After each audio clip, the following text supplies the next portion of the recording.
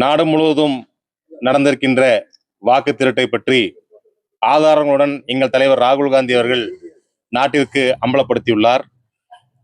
மத்திய அரசாங்கமும் தேர்தல் ஆணையமும் இணைந்து நடத்துகின்ற இந்த வாக்கு திருட்டை மக்களுக்கு எடுத்து செல்லும் விதத்திலே குறிப்பாக பீகாரில் 65 லட்சம் வாக்குகள் நீக்கப்பட்டிருக்கின்றன.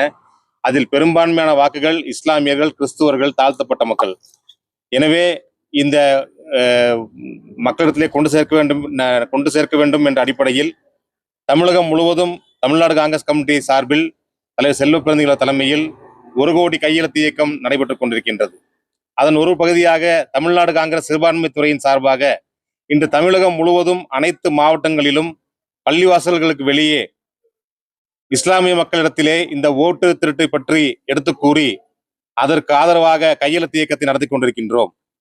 அதன் ஒரு பகுதியாக இன்று கோவை மாவட்டத்திலே இந்த பகுதியிலே இந்த கையெழுத்து இயக்கம் நடந்திருக்கின்றது. இன்று கோவையிலே கிட்டத்தட்ட 50 இடங்களுக்கு மேலாக இந்த கையெழுத்து இயக்கம் நடந்து கொண்டிருக்கின்றது. தமிழகம் முழுவதும் அனைத்து மாவட்டங்களிலும் இந்த கையெழுத்து இயக்கம் நடைபெற்றுக் கொண்டிருக்கின்றது. சிறுபான்மைத்துறை சார்பாக 3 லட்சம் கையெழுத்துகள் பெறப்படும் என்ற குறிக்கோளோடு நடந்து கொண்டிருக்கின்றது. வருகின்ற ஞாயிற்றுக்கிழமை அனைத்து கிறிஸ்தவ தேவாலயங்களுக்கு வெளியேயும் இந்த இயக்கம் நடத்தப்படும் என்பதை தெரிவித்துள்ளது.